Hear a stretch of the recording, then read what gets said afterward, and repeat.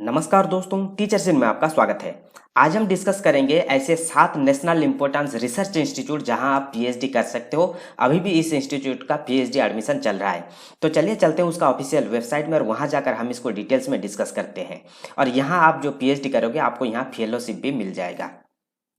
शुरू करने से पहले मैं आपको बता दूं कि हम यहाँ teaching related study, competitive exam and jobs के बारे में डिस्कस करते हैं। तो जिन्होंने अभी तक हमारे चैनल को सब्सक्राइब नहीं किया है, सब्सक्राइब कर लीजिए। फ्यूचर में जो भी नोटिफिकेशन आएगा आपको सबसे पहले मिल जाएगा।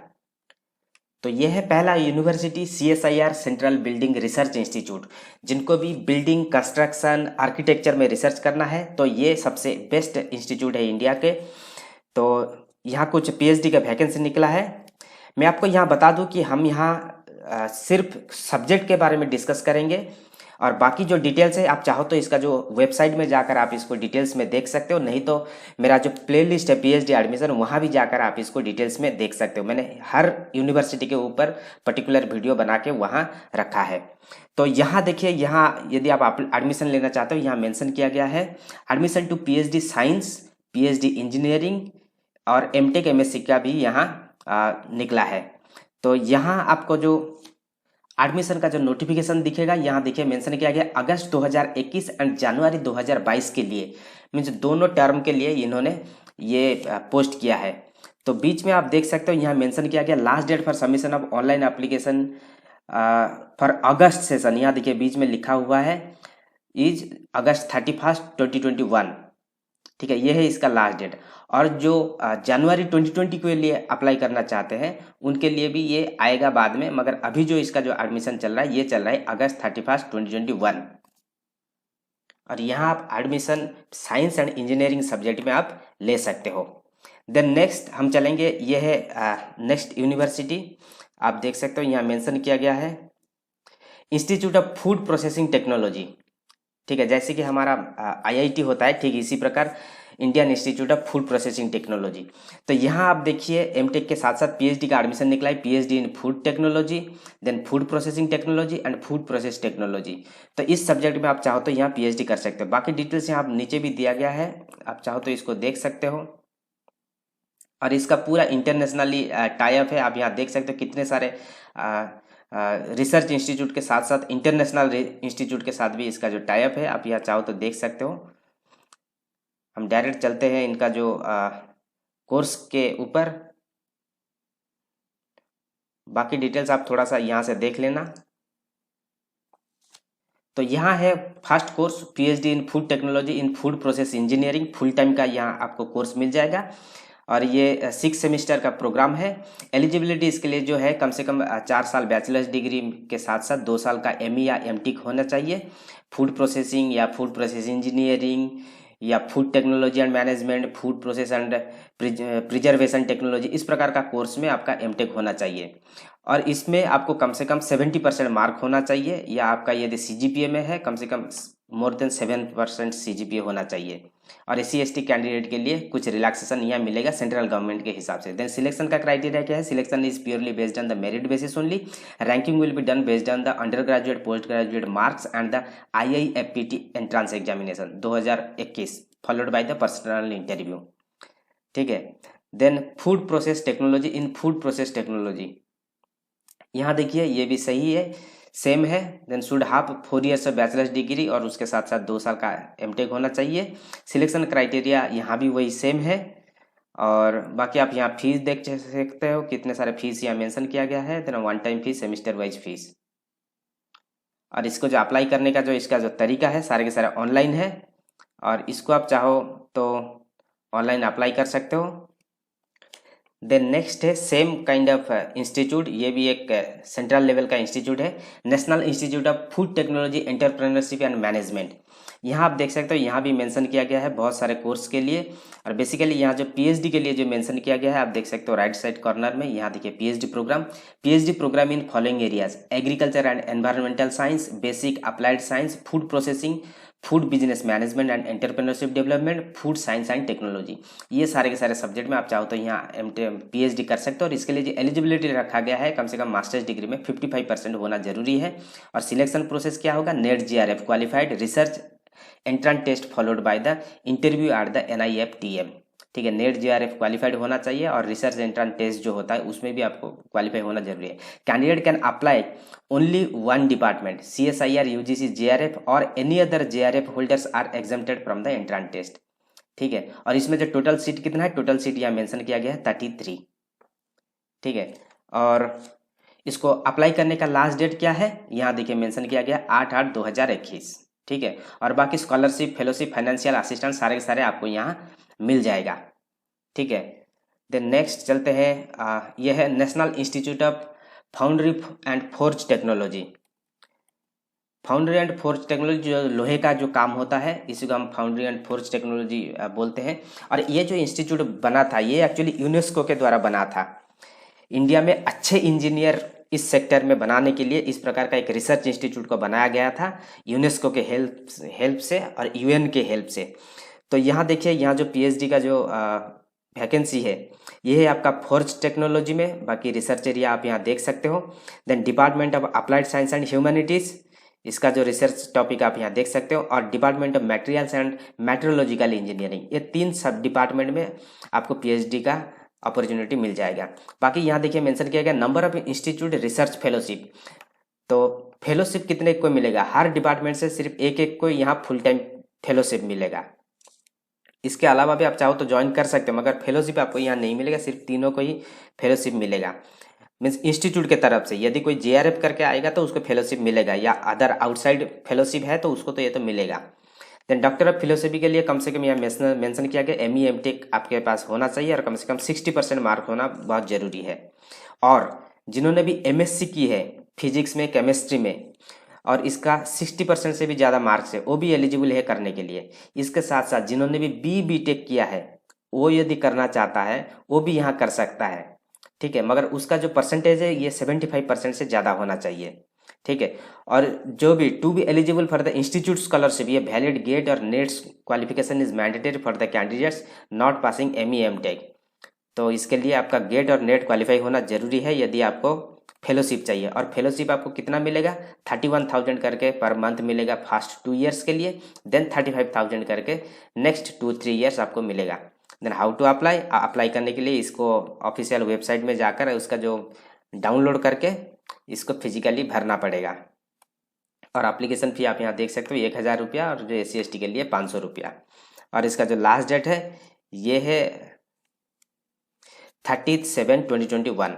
ठीक है, और इसका जो रिटन टेस्ट होगा 21 अगस्त को। ठीक है, इसको आप याद रखना। देन नेक्स्ट हम देखेंगे ये है Indian institute of information technology design and manufacturing.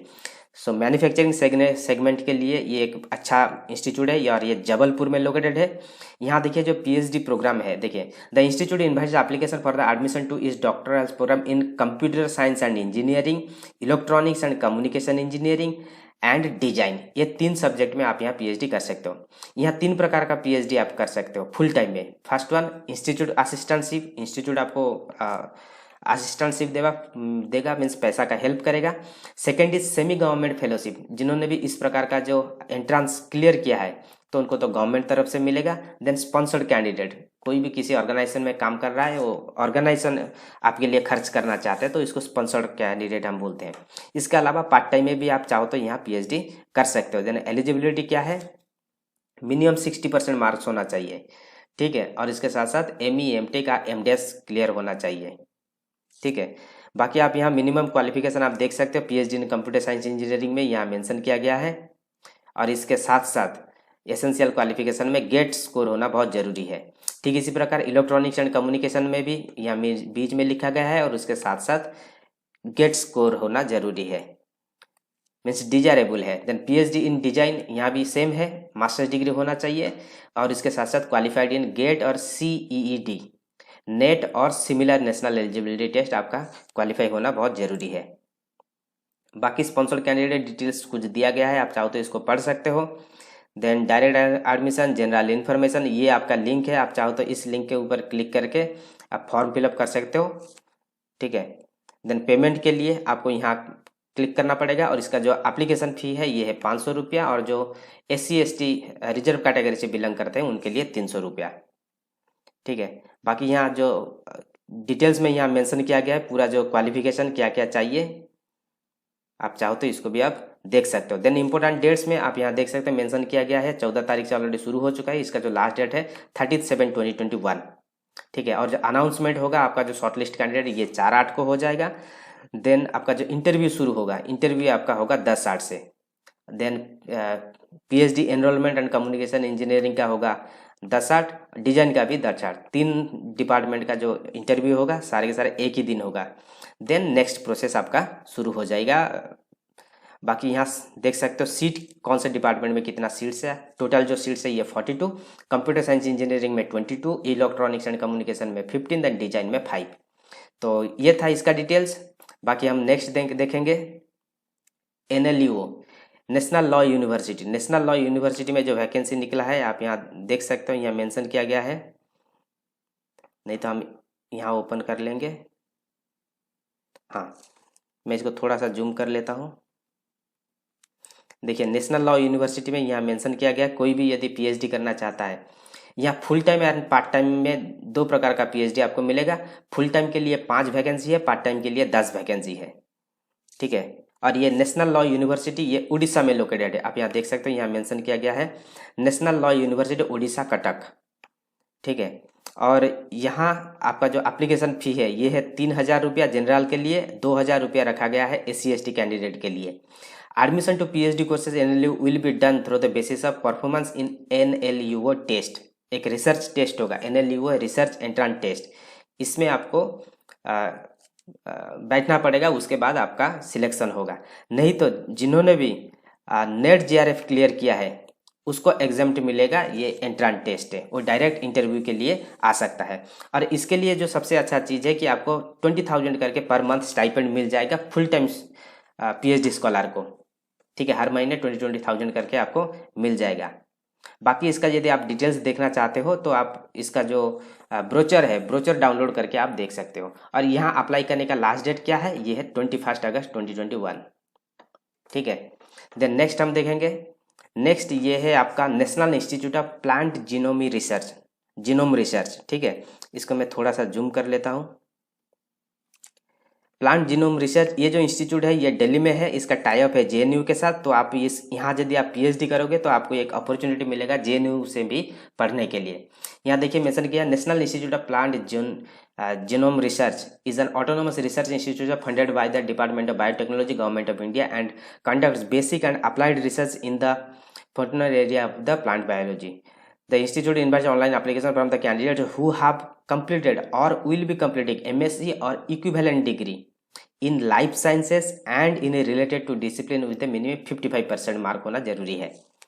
ठीक है, बाकी आप यहाँ देख सकते हो, यहाँ मेंशन किया गया है that student have cleared the CSIR UGC NET exam or DBT JRF selected through the DBT BINC ICMR NET exam for JRF with a junior research fellowship valid at least December 31, 2021। ठीक है, एक valid इस प्रकार का आपके पास एक national level का entrance certificate होना चाहिए या आप क्लियर करना चाहिए।